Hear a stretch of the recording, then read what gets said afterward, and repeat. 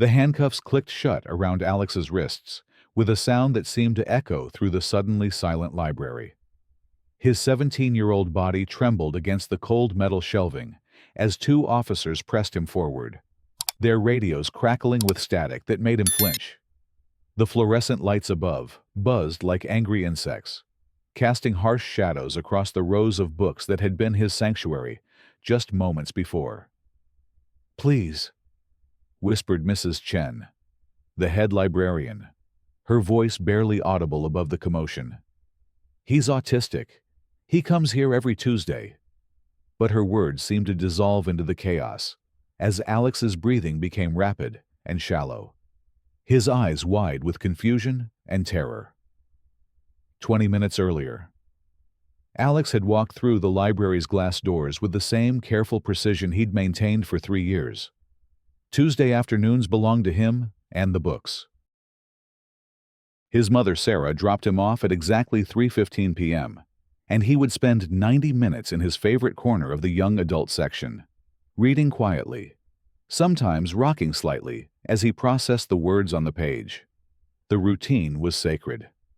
Alex would nod politely to Mrs. Chen at the circulation desk, make his way to the third shelf from the window, and settle into the worn burgundy armchair that had molded itself to his particular way of sitting. He would pull out his current book. Today it was The Curious Incident of the Dog in the Nighttime, a story that spoke to him in ways most people couldn't understand, and lose himself in the familiar rhythm of turning pages. The library was his haven. Here, surrounded by thousands of stories, he felt safe.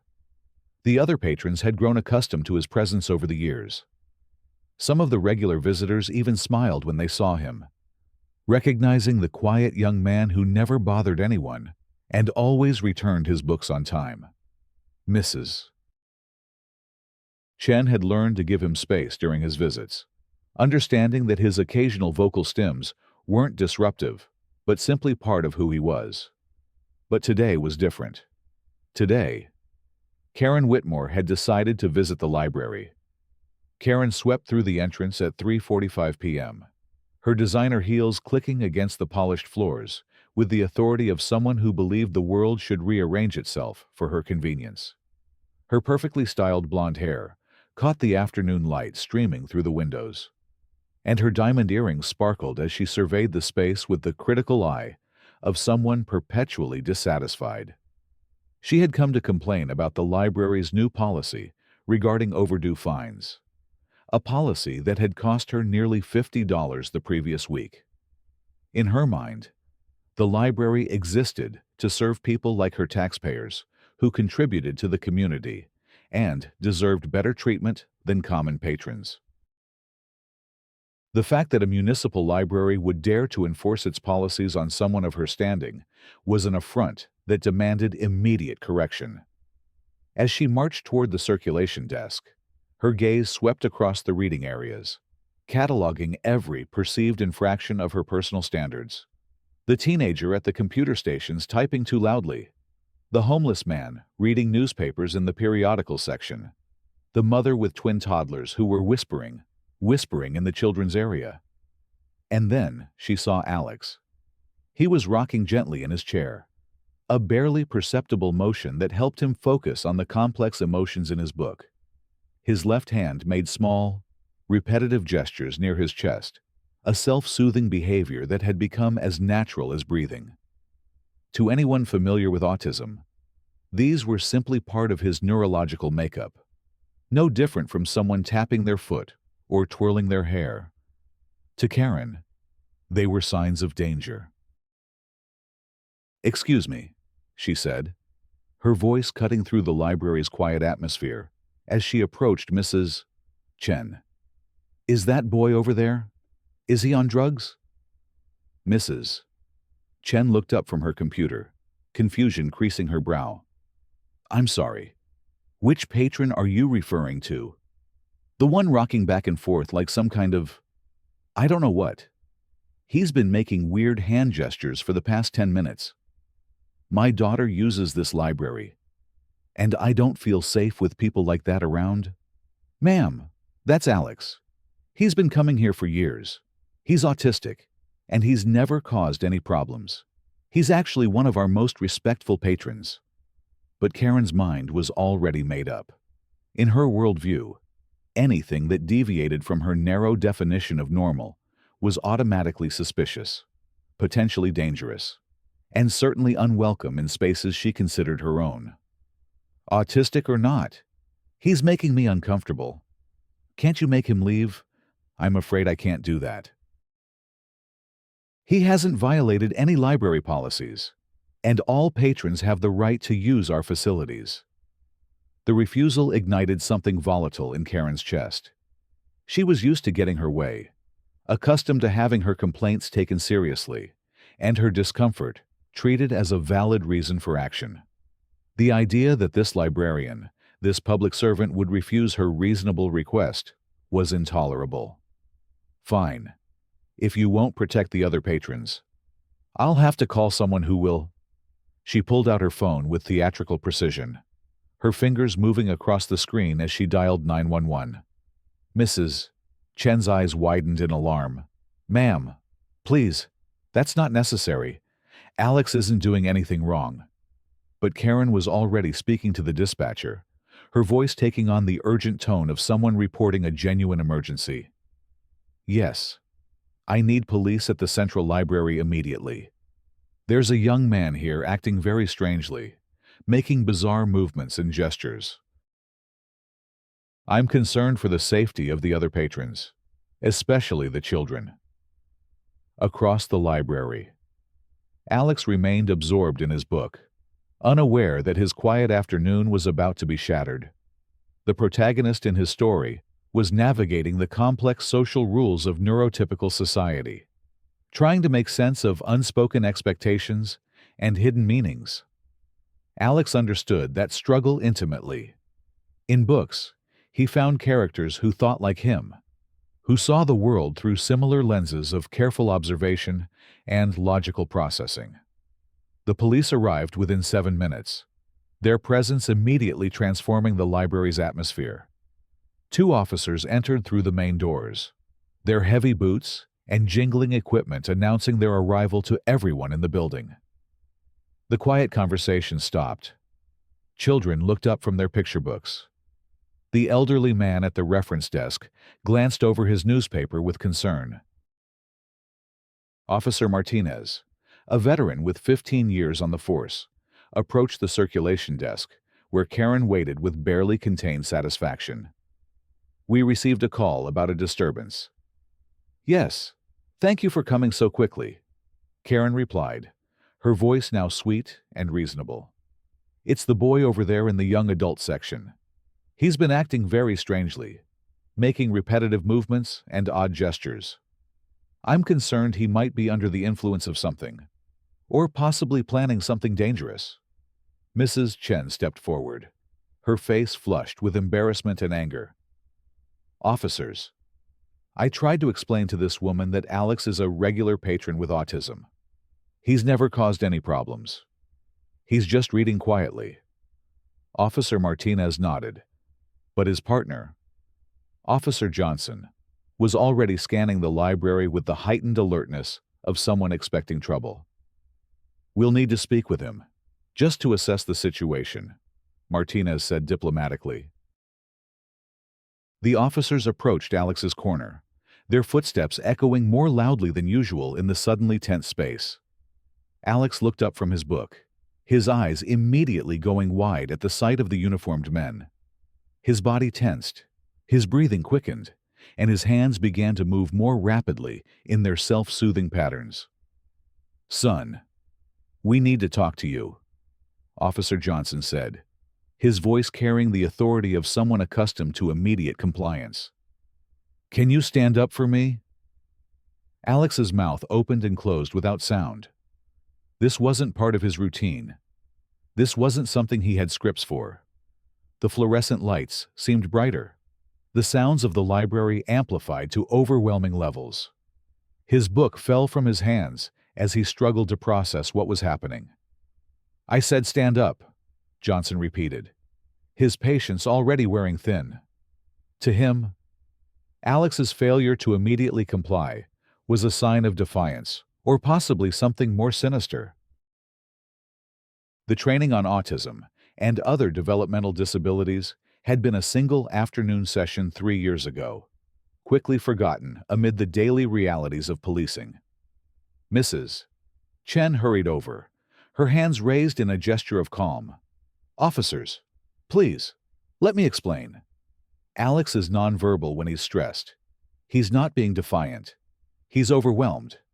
This is exactly what happens when his routine is disrupted. But Alex's inability to respond verbally, combined with his increasing physical agitation, was triggering the officer's training and threat assessment. His rocking had become more pronounced, his hand movements more rapid. To untrained eyes, he looked like someone who might be concealing something or preparing to act out. "Sir, I need you to put your hands where I can see them," Johnson commanded, his hand moving instinctively toward his radio. "Turn around and place your hands on the shelf." The sensory overload was becoming unbearable for Alex. The officers' voices seemed to come from underwater, distorted and threatening. The lights pulsed with an almost physical intensity. His body was responding to the stress in ways he couldn't control, his nervous system flooding with fight-or-flight chemicals that made thinking clearly impossible.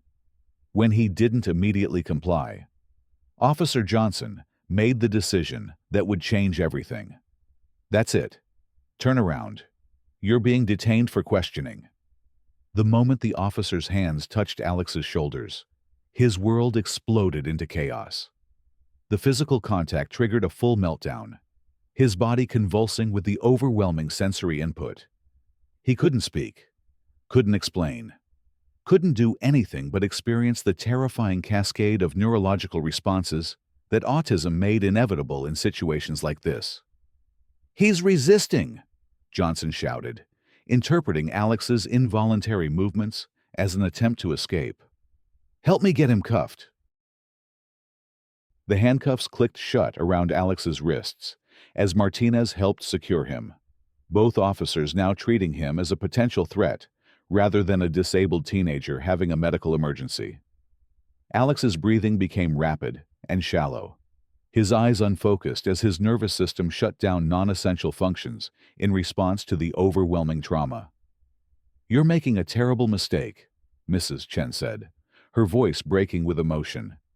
"He's not dangerous. He's scared." But the officers' training had taken over. They saw erratic behavior that required control, not a disabled person in distress who needed compassion. As they guided Alex toward the exit, his legs gave out, forcing them to support his weight as his body went into protective shutdown mode. What none of them knew was that David Kim, a college student working on his laptop in the reference section, had been recording the entire encounter on his phone.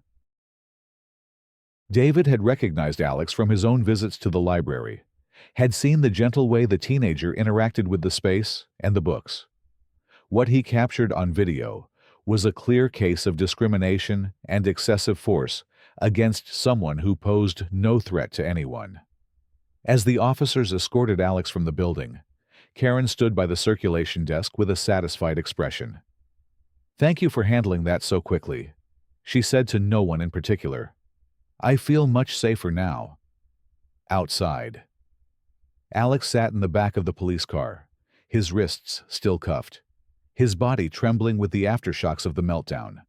He couldn't understand why his safe space had become a source of terror, why the routine that gave his life structure had been violently disrupted. The book he'd been reading lay forgotten on the library floor, its pages splayed open to a chapter about understanding and acceptance. Officer Martinez had begun to have second thoughts as he observed Alex's behavior more closely. The teenager wasn't acting like someone under the influence of drugs or planning violence. He was acting like someone in genuine distress, someone who needed help rather than arrest. "Johnson, maybe we should call his parents.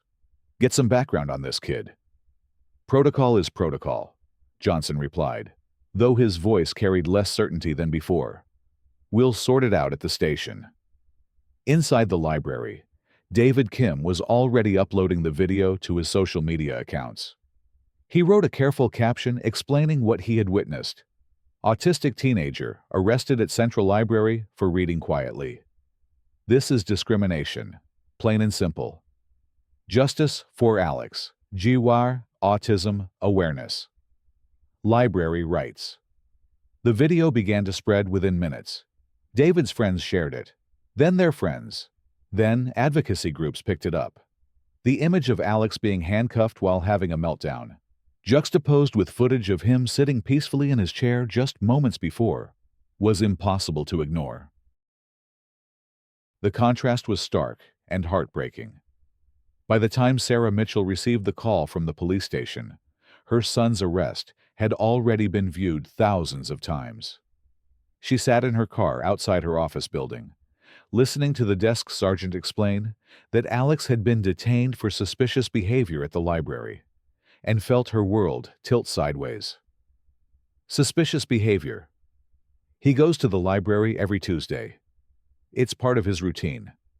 Who called this in? A concerned citizen reported erratic behavior. Your son was uncooperative with officers and had to be restrained. Sarah's hands gripped the steering wheel until her knuckles turned white. She knew exactly what had happened. She'd fought this battle before in grocery stores, at restaurants, at school functions. Someone had seen her son's autism and decided it was something to fear rather than understand. He's nonverbal when he's stressed. He was having a meltdown, not resisting arrest.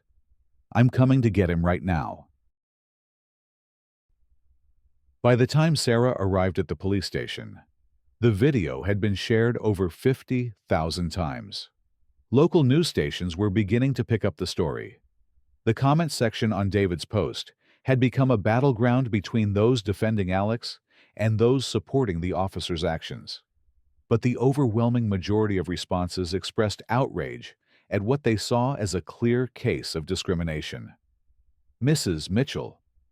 Officer Martinez approached her in the waiting area, his expression troubled. I'm sorry about how this played out. I think there may have been some misunderstanding about your son's condition. Where is he? Is he hurt? Sarah's voice carried the controlled panic of a mother whose child had been put in danger by the very people meant to protect him. He's in a quiet room. We removed the handcuffs as soon as we realized, well, as soon as we better understood the situation. He's not being charged with anything. Sarah found Alex sitting in a small conference room, his arms wrapped around his knees, rocking gently as he stared at the floor. The sight of him in this sterile, unfamiliar environment made her heart clench with a mixture of love and fury. Baby, I'm here. We're going home now. Alex looked up, his eyes red-rimmed and exhausted. Library. He whispered, the first word he'd spoken since the arrest. It was a question that contained multitudes. Would he be able to return to his safe space? Was his routine forever disrupted? Could he trust that the places he loved would remain welcoming? We'll figure it out. Sweetheart, we'll figure it out. While Sarah comforted her son, the video continued to spread across social media platforms. By evening, it had been viewed over 2 million times. News outlets were calling it a clear case of discrimination against a person with disabilities. Civil rights organizations were demanding investigations. The hashtag #SheUJusticeForAlex was trending nationally. Dr. Amanda Rodriguez, a leading autism researcher and advocate, saw the video while scrolling through her Twitter feed. She immediately recognized the signs of a sensory meltdown being misinterpreted as aggressive behavior. This is exactly what we've been warning about, she told her colleague over the phone. When law enforcement isn't trained to recognize autism, situations like this become inevitable. The local chapter of the Autism Society called an emergency meeting. Parents who had faced similar situations shared their stories. Teachers who worked with autistic students expressed their frustration with the lack of public understanding. the room filled with the accumulated anger and fear of a community that had been fighting for recognition and respect for decades. "This could have been any of our children," said Jennifer Walsh, the mother of an autistic 9-year-old. "We can't let this stand. We need to demand better training, better policies, better protection for our kids." Meanwhile, Karen Whitmore was discovering that her complaint had unleashed forces she hadn't anticipated. Friends were calling to ask if she was the woman in the video.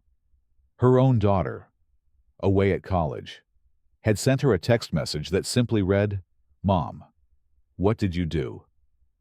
The satisfaction she'd felt at having her concerns taken seriously was rapidly transforming into something much more uncomfortable. The local news station aired the story on their evening broadcast, interviewing both Mrs. Chen and Sarah Mitchell. The librarian's composure cracked as she described watching Alex be handcuffed for the crime of reading quietly. "He's been coming here for 3 years. He's never caused any problems. He's gentle and kind, and he was treated like a criminal for existing while autistic." Sarah's interview was more measured, but no less powerful. "My son poses no threat to anyone. He was doing what he does every Tuesday, reading in his favorite chair. Someone decided that his disability made him dangerous, and the system failed to protect him. This cannot happen again." The police department found itself under intense scrutiny.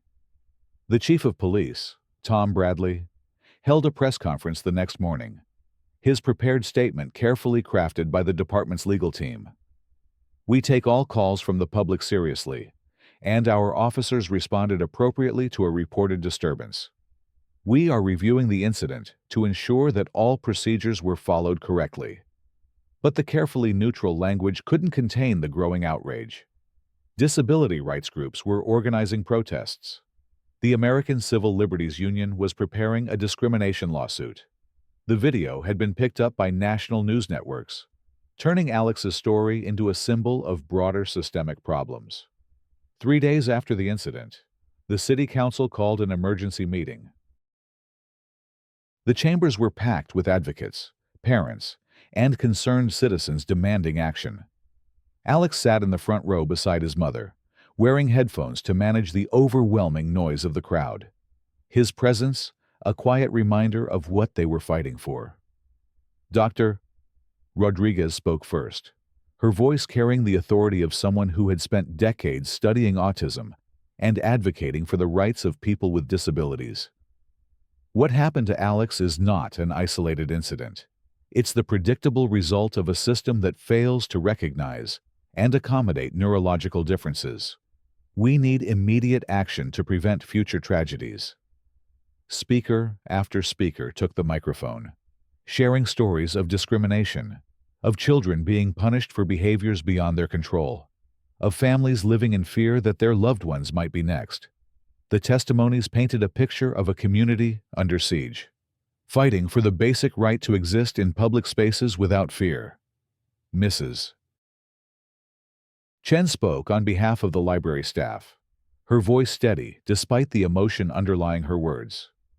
"Libraries are supposed to be safe spaces for everyone.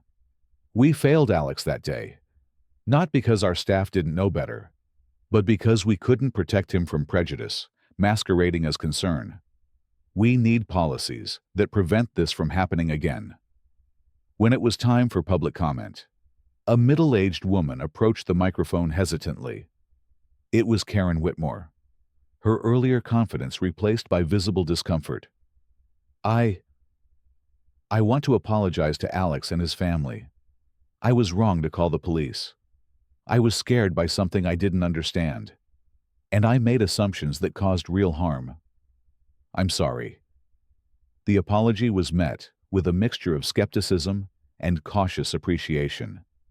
Some in the audience murmured approval for her willingness to take responsibility. Others felt it was too little, too late. Sarah Mitchell looked at the woman who had traumatized her son, seeing not a monster, but a person whose ignorance had had devastating consequences. "I accept your apology," Sarah said when asked to respond. But apologies aren't enough. We need systemic change to ensure this never happens again. Education, training, and policies that protect people with disabilities from discrimination. The council meeting concluded with a commitment to immediate action. The police department would undergo comprehensive disability awareness training. The library system would implement new policies protecting patrons with disabilities. A community task force would be formed to address broader issues of accessibility and inclusion. But the most significant development came from an unexpected source. David Kim, the student who had recorded the original video, had been contacted by a documentary filmmaker interested in telling the broader story of autism discrimination. The project would follow several families, including Alex's, as they navigated a world often hostile to neurological differences.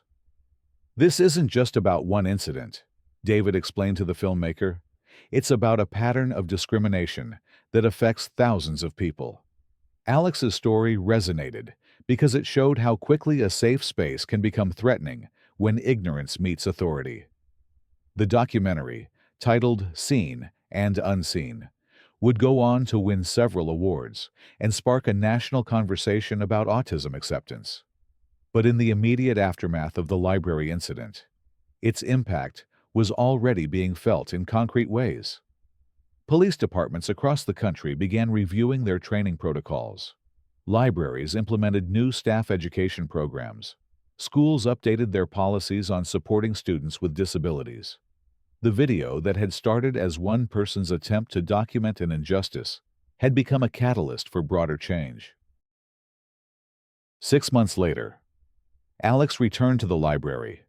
The same burgundy chair waited in the young adult section, but the environment around it had changed dramatically. The staff had undergone extensive training on autism and other disabilities. New signage throughout the building emphasized the library's commitment to serving all patrons with dignity and respect. Mrs. Chen greeted him personally, her smile warm but tinged with the memory of that terrible afternoon. "Welcome back, Alex. Your chair has been waiting for you." Alex nodded, his characteristic careful movement as he made his way to his spot. The book he'd been reading that day, the one that had fallen to the floor when the officers arrived, had been saved, its place marked with a ribbon. He settled into the familiar chair, opened to the saved page, and began to read. The transformation wasn't complete, and it wasn't perfect. Change, especially cultural change, moves slowly and unevenly. But on that quiet Tuesday afternoon, as Alex read peacefully in his favorite chair, surrounded by the books that had always been his sanctuary, there was tangible progress. The library had become safer, not just for him, but for everyone who needed accommodation, understanding, and acceptance. Other patrons moved quietly through the stacks, some glancing over with recognition and quiet respect. The story had made Alex something of a local celebrity, though he remained largely unaware of his symbolic importance. To him, the library was simply what it had always been, a place where he could be himself, surrounded by stories that made sense of a world that often didn't. Karen Whitmore had made her own journey of understanding. Following her public apology, she had enrolled in a disability awareness course and begun volunteering with the local Autism Society. Her transformation from antagonist to advocate was gradual and sometimes uncomfortable, but it was real.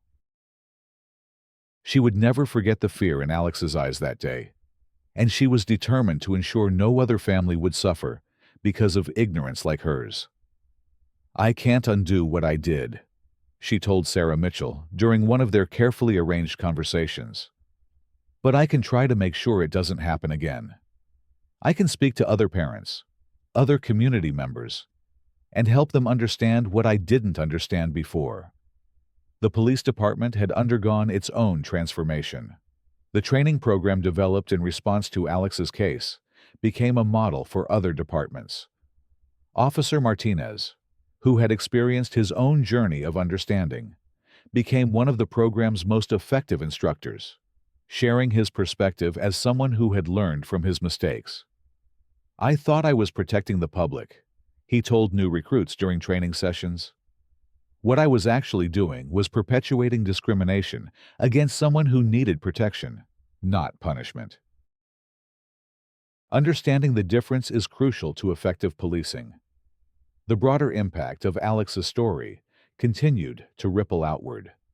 The documentary had sparked similar conversations in communities across the country. Autism advocacy groups reported increased interest in their educational programs. Parents of autistic children felt more empowered to assert their rights and demand accommodations. But perhaps the most important change was in the daily lives of people like Alex. The increased awareness meant fewer stares, fewer assumptions, fewer moments of fear when engaging with public spaces. It meant that being autistic in public became slightly less dangerous, slightly more accepted. As Alex turned the final page of his book that Tuesday afternoon, he looked up to find Mrs. Chen approaching with a small smile. "How was it?" she asked, referring to the book he'd just finished. "Good," Alex replied, one of his few verbal responses to anyone outside his family. The dog was innocent. "They usually are," Mrs. Chen agreed, understanding that he was referring to the mystery in the story. "Would you like help finding your next book?" Alex nodded, and together they walked toward the new releases section. The simple normalcy of the interaction, a librarian helping a patron find a book, represented something profound. It was proof that understanding could triumph over fear, that education could overcome ignorance, that communities could choose inclusion over exclusion. The library had returned to its essential purpose, serving as a sanctuary for all who sought knowledge, stories, and the quiet comfort of books. But it had also become something more, a symbol of what was possible when communities chose to protect their most vulnerable members rather than punish them for their differences. As closing time approached, Alex gathered his new book, a sequel to the story he'd just finished, and prepared to leave. The routine was restored, but strengthened by the knowledge that the community had chosen to stand with him when it mattered most. The handcuffs were gone, replaced by understanding. The fear was fading, replaced by acceptance. Outside, his mother waited in the parking lot, her own transformation evident in the relaxed set of her shoulders. The hypervigilance that had characterized her public outings with Alex had eased, replaced by a cautious optimism that the world was becoming safer for her son. "Good day," she asked, as Alex settled into the passenger seat. "Good day," he confirmed, clutching his new book with the same careful precision he brought to everything in his life. As they drove home through the familiar streets of their neighborhood, both mother and son carried with them the knowledge that sometimes, when the world seems determined to misunderstand, people will step forward to bear witness, to demand better, and to create change. 8. The video that had captured the worst of human assumptions had ultimately inspired some of the best of human responses. The library incident had ended, but its legacy lived on in training programs, policy changes, and shifting attitudes. In a world where autism was increasingly understood rather than feared, where differences were celebrated rather than criminalized, where libraries remained sanctuaries for all who needed them, Alex would return to his chair the following Tuesday, and the Tuesday after that, and every Tuesday thereafter. The routine that had once been disrupted by ignorance was now protected by understanding. The books that had always been his refuge remained exactly where they belonged, within reach, welcoming and safe. The fluorescent lights hummed their familiar tune. The pages rustled with the whisper of turning stories.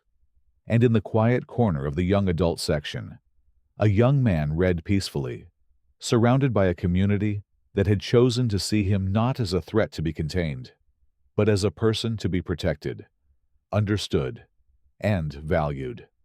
The transformation was complete, but the work continued. In every interaction, in every moment of understanding rather than assumption, in every choice to educate rather than exclude. The community honored the lesson they had learned that true safety comes not from removing those who are different, but from creating spaces where everyone can belong.